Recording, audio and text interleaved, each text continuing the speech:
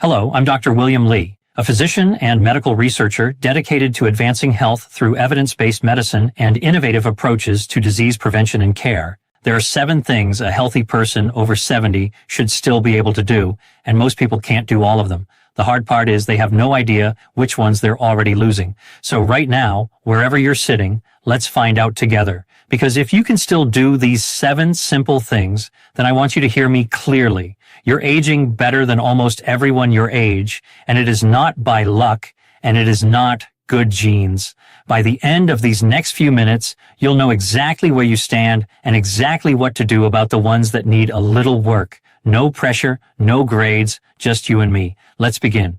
Before we start, just so you know who you're spending the next few minutes with, I'm Dr. William Lee, and I've spent my whole career caring for people in their 60s, 70s, 80s, and beyond. And the one thing all those years taught me is this: getting older does not have to mean falling apart. So much of how we age isn't luck, and it isn't genes.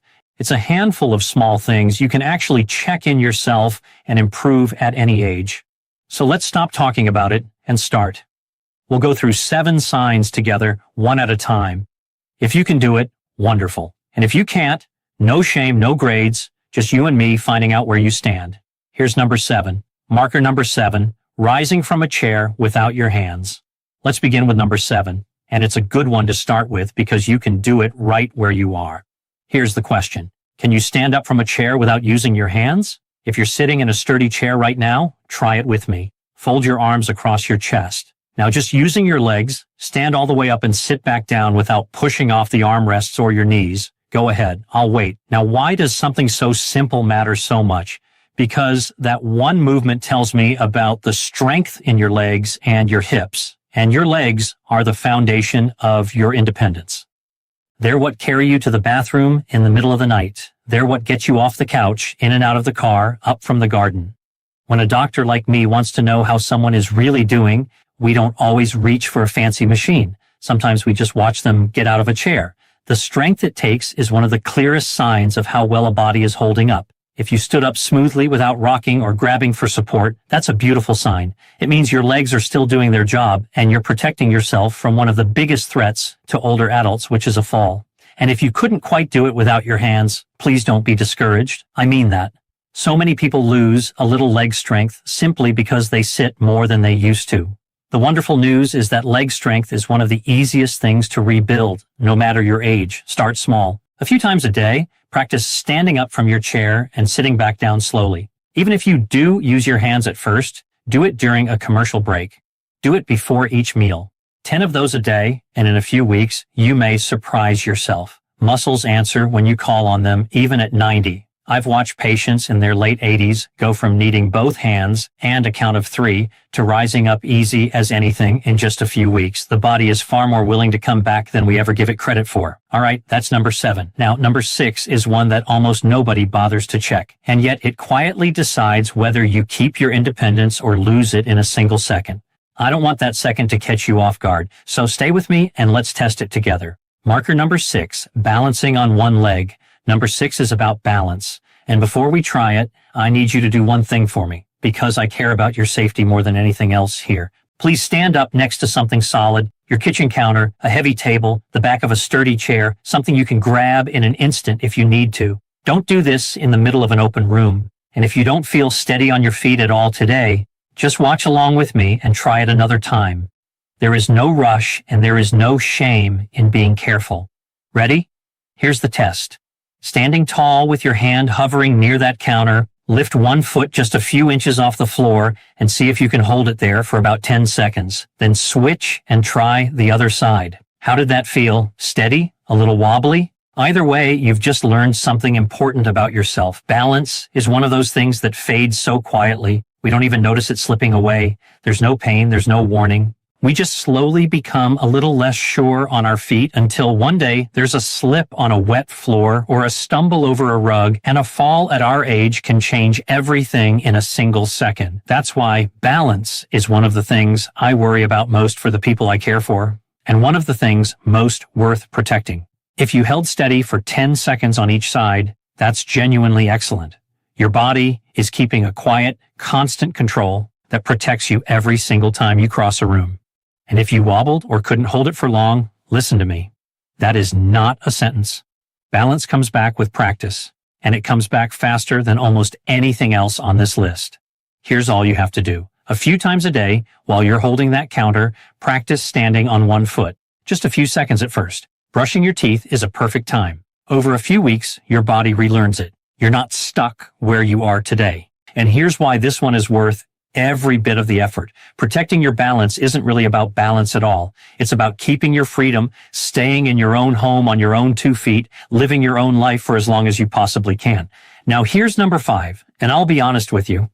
This one surprised me more than any other when I first learned it because it has nothing to do with the part of the body you'd expect and everything to do with how strong you'll stay for the rest of your life. Let me show you what I mean. Marker number 5, grip strength. Number 5 might be the most surprising one on this whole list. It's about the strength in your hands, your grip. Let me ask you, can you still open a jar that's on good and tight? Can you carry your bags of groceries from the car to the kitchen in one trip without setting them down halfway? Now you might be thinking, Dr. William Lee, what on earth do my hands have to do with how well I'm aging? And here's the part that amazes even my own patients. Your grip strength is one of the best windows we have into the health of your entire body. Researchers have studied this for years, and they keep finding the same thing. The strength in your hands tends to reflect the strength everywhere else. Your muscles, your bones, even your heart. When grip stays strong, it usually means the whole machine is still running well. It's a little like checking the pressure in one tire and learning something about the whole car. So, here's your general test. Find a jar with a lid that's on firmly. Pasta sauce, pickles, anything. See if you can twist it open or simply make a tight fist and squeeze hard for a few seconds and notice. Does it feel strong and sure or weak and tired? If your grip is firm, take that as a wonderful sign. It usually means you're holding onto your muscle, and holding on to muscle as we age is one of the most protective things in the world. And if your hands have gotten weaker, and so many of ours do, there's good news here too. Grip is easy and pleasant to work on. Keep a soft rubber ball or even a rolled up sock by your chair and squeeze it while you watch television. Carry your own groceries when you can instead of letting someone take them. A little honest weight in your hands is good for you. Open your own jars even when it's a struggle. Every time you do, you're sending your body a message. I still need the strength, and your body listens. And one more thing, don't let anyone take this work away from you out of kindness. When a well-meaning son or daughter insists on carrying every bag and opening every jar for you, they're loving you, but they may also be letting a little of your strength quietly slip away. It is perfectly all right to smile and say, "Thank you, but I've got this one." Now, number 4. This is something you've done 10,000 times without a second thought. But the way you do it tells me more about the years ahead of you than almost any test in my office. Don't skip this one. Let me explain. Marker number 4, a steady, strong walk. Number 4 is about something you do every single day without thinking about it.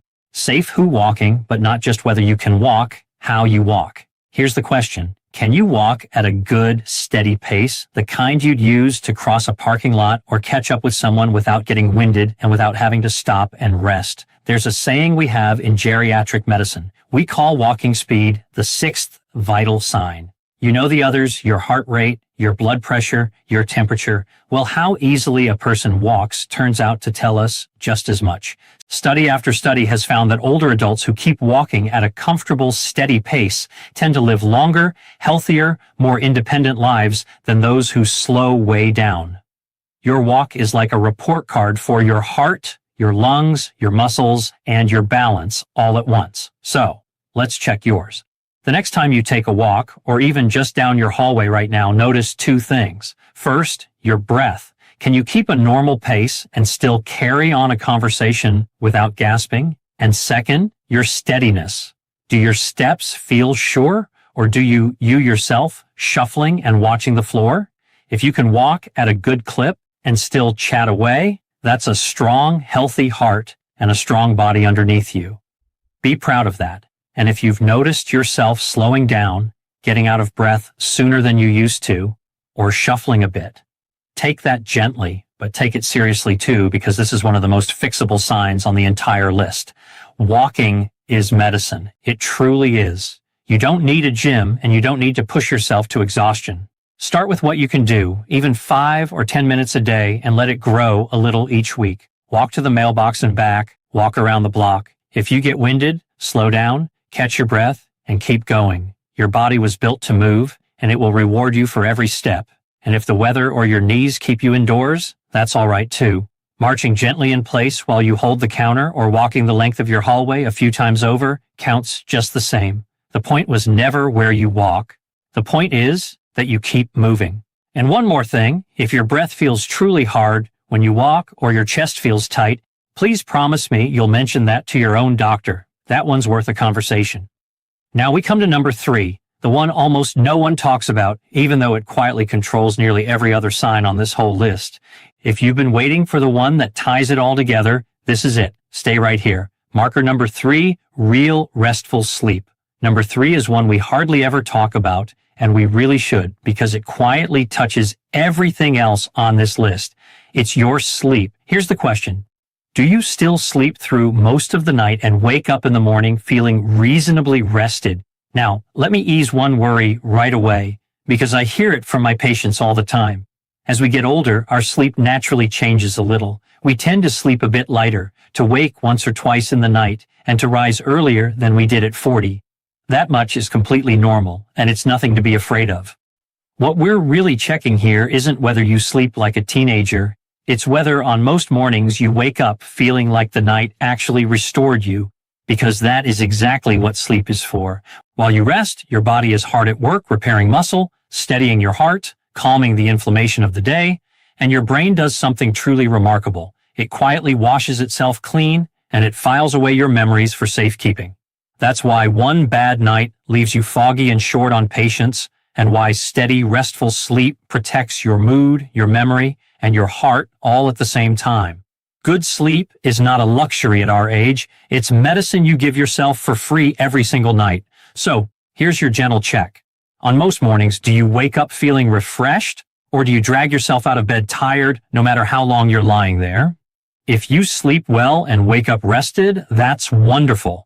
Guard that habit like the treasure it is. And if your nights have gotten restless, if you lie awake or you wake at 3 o'clock in the morning and just can't drift back, please don't despair, and please don't simply accept it as your lot in life. So much of this responds to small, kind changes. Try to go to bed and get up at about the same time each day, even on the weekend. Get a little morning light on your face when you wake. It sets your body's inner clock. Keep the afternoon coffee to a minimum and your bedroom cool, dark, and quiet. And give yourself a calm half hour to wind down before bed away from the bright television. One more thing, and it matters. If you snore loudly and wake up gasping for air, or you feel worn out no matter how much you sleep, please mention that to your own doctor. Sometimes there's a real treatable reason behind it, and it is very much worth finding. Rest is where the body repairs itself. And now leave the body behind and turn to number 2. The one thing people your age tell me they fear losing more than anything else in the world. But before you let that worry settle in, stay with me because I have something genuinely reassuring to tell you about it. Marker number 2, a sharp, curious mind. Number 2 is about your mind, your memory, your sharpness, your ability to learn. Let me ask you honestly, can you still follow a conversation and remember what was said? Can you recall the names of people you've recently met, at least most of the time? And here's the one I really care about. Are you still learning new things? A new recipe, a new card game, the name of a new neighbor, how to video call your grandchildren? Now, before we go any further, I need to put your mind at ease about something because I see the worry in so many of my patients' eyes. Forgetting where you put your glasses or walking into a room and blanking on why you came in, that is normal. We all do it at every age. A busy 50-year-old does it too. That kind of everyday forgetfulness is not the thing to fear. What matters far more is the bigger picture. Are you still curious? Are you still engaged with the world? Are you still picking up new things, even slowly? Because here's something wonderful that we used to get completely wrong. For a long time, people believed the older brain was finished growing, that you couldn't teach an old dog new tricks. We now know that simply isn't true. Your brain can keep forming new connections for your entire life. Every time you learn something, every time you challenge your mind, you're quite literally building it stronger. In that way, the brain is like a muscle. Use it and it answers. I once had a patient who took up the piano at 79, never played a single note in her whole life before that. 2 years later, her family told me she was sharper than she'd been in a decade. That wasn't a miracle. That was a brain doing exactly what brains do when we finally ask something of them. So, how do you check this one? You don't need a quiz. Just ask yourself, in the last month, did I learn or try anything new? And if the honest answer is no, not a single thing, that's not a failure, it's an invitation. If your mind feels sharp and curious, keep feeding it. Stay in the habit of learning. Read things that make you think. Do the crossword. Play cards with friends. Have real conversations about real ideas. A sharp mind isn't luck. It's a mind that gets used. And notice something. Nearly everything that keeps the mind sharp also brings you closer to other people. The cards, the conversations, the classes, the phone calls, that is no accident at all. And it points us straight toward the last sign, the most important one of them all.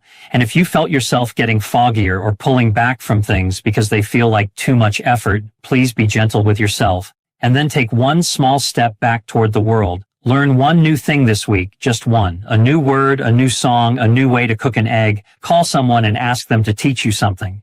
Because the moment we stop learning is the moment the mind begins to quiet down. And the beautiful truth is, you can wake it back up at any age. It is never, ever too late. Now, please stay with me for these last few minutes because reach number 1. You can't test this one with a chair or a jar or a stopwatch. It's quieter than all the others. And yet, in all my years of caring for older people, it's the single sign that has told me more than anything else who truly thrives in these years and who quietly fades. I've seen it again and again.